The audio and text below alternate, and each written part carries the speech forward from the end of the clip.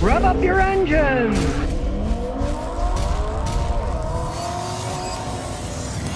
Well, it looks like Toyota might be bringing back the Celica. Akio Toyoda, the previous president, he said he'd love to see the Celica come back. They stopped making them 2005. Maybe they'll do it for 2025. You know, they can have a 20th anniversary of the comeback of the Celica. Now, he says, I want it. Now, it doesn't mean it's actually going to happen because he's not the head anymore. But, I mean, he is the family that started it. Maybe they will. I just hope if they do come back with the Celica, it won't be a joke like the Supra, which is a rebadged BMW, or their other one, which is a rebadged Subaru. Make your own Celica like you used to Toyota. Don't just foist it off on us as some other car that you're calling a Celica. You know, don't get some company's car and then say, okay, this is Celica now, you know. I mean, they could do just like they did in the past. Base it on a Corolla and make a fancier body.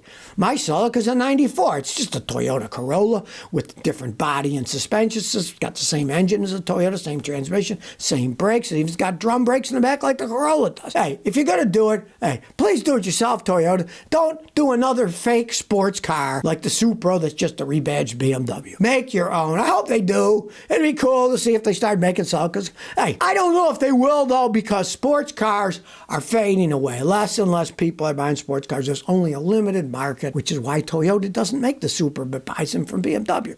They're only selling a few thousands of them, and they're not going to go through all this research and develop to build a few thousand cars to sell. It doesn't make economic sense. So maybe they'll bring the Celica back as an electric car. Who knows? Well, Ford's at it again with their lack of quality. They just recalled over 230,000 Explorers because the bolt may fall off the rear axle, and the axle can fall off while you're driving down the road. If you own a 2020 to 22 Ford Explorer, you should go to the government database for VIN numbers, recall notices for my car. It'll take you to the government website, and you can type in your VIN, you'll see if yours is covered. Now, it turns out that bolts aren't made right, they can fracture, and the drive shaft can fall off. Last thing you want to be going on the road, your drive shaft falls off. One, it can whack around, damage your car, but two, you're not going to have any power, and if you're on the highway, someone could slam into you. With more and more crowded highways, people going faster and faster, the last thing you want is a drive shaft falling off your car because Ford can't manufacture them correctly. I mean, let's face the facts. The company's in deep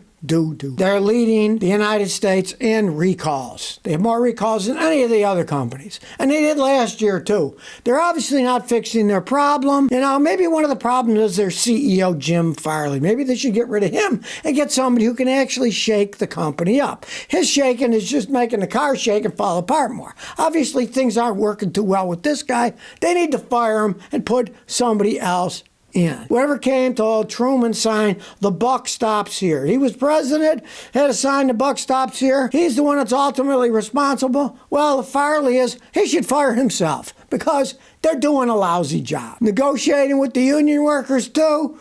I mean, Ford is just a gigantic mess. Let's face the facts, people. They're not a company that they used to be.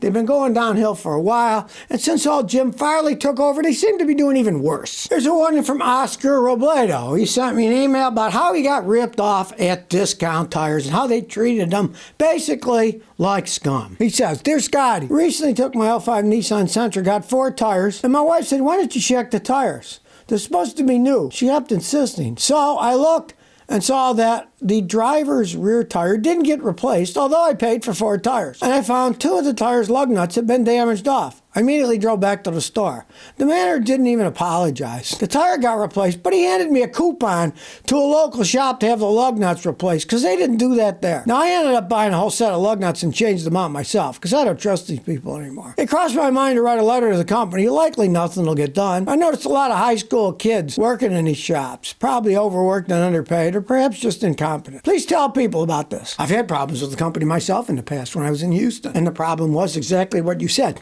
Only they weren't teenage workers where I was. They were ex-Huntsville prison inmates with prison tattoos on them that had gotten out of prison, and they'll hire anybody at those places, right? And I almost got in a fist fight with one of the guys because they said, you didn't mount the tire correctly, and now it's destroyed. They didn't clean the rim and then lubricate it. They just took it apart, put another tire, away it went, it didn't seal, then the tire shredded going down the road because all the air leaked out. The rim was leaking because they didn't mount it correctly. And I didn't get any any satisfaction out of them other than almost getting in a fist fight with the guy. So your best revenge on these companies is exactly what you just did. Tell guys like me so we can tell the world, man, they ripped you off. Stay away from these places. They hire people who don't care what they're doing. They can't even fix the problem. Oh, here's a coupon. Take it someplace else and get it fixed. He should have taken it someplace else personally, the manager, and gotten it fixed. But they don't give a crap. Even the managers there, they're clowns too. They're just going to sell you the most expensive tires that they possibly can to make more profit. And the last time I was at one, they were trying to sell struts to a guy that didn't even need it. So yeah, stay away from those places if you value your money and your sanity. Okay, Tesla price cuts are going to cost them billions with the cars that they're selling. And now Tesla investors are pushing Elon Musk to finally try to advertise. You know, the guy doesn't advertise. He didn't believe in advertising, right? Well, he's been cutting the prices of his cars so much that he'd probably be better off advertising. Now, GM, Ford, and other automakers spend over $20 billion a year advertising to sell their cars. Now, they have knocked thousands, sometimes over $10,000 off of each one of the Teslas that they've been selling, right? And here's some data that this guy came up with. And he says, $525 off an electric car each year is half of Netflix ad budget. And $1,000 is the entire Netflix ad budget. And I see their ads everywhere. Why not advertise them? Talking, of course, of the Tesla cars, right? Maybe he will start advertising. He's going to have to join the rest of them. He keeps lowering the price. It's costing him so much money in profit. He might as well try advertising and see if that works, huh? Of course, Elon thinks, oh, they're great cars. They'll sell themselves. The people that like them will sell them. Well, he's finding out they won't because, as this guy says, the people who already own them, you're preaching to the choir. And that choir's already convinced. The choir's already bought their electric cars. They already bought their Teslas.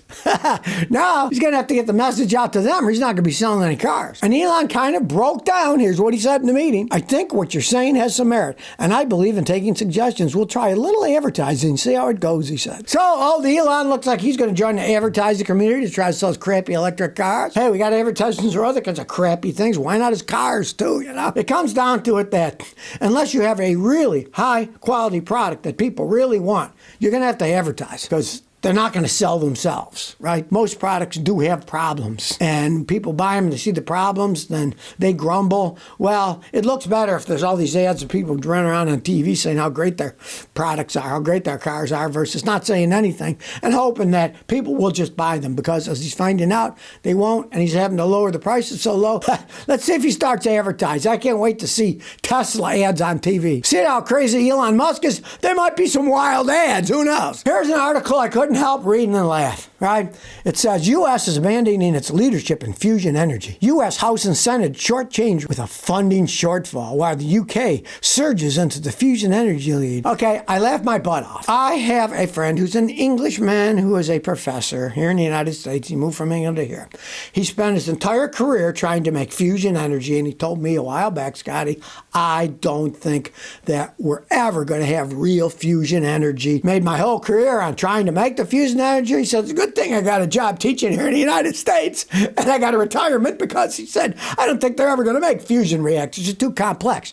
Now, the hilarious thing about this is the UK, so they can't even put a satellite in outer space without it blowing up. I wouldn't worry about the UK leading in anything, right? These people are whining because the United States last year and then again this year, they said, we created fusion energy. Yeah, they got all these lasers and they bombarded this thing. And they finally said, we got more energy coming out of this experiment than we put in. And you know what that was?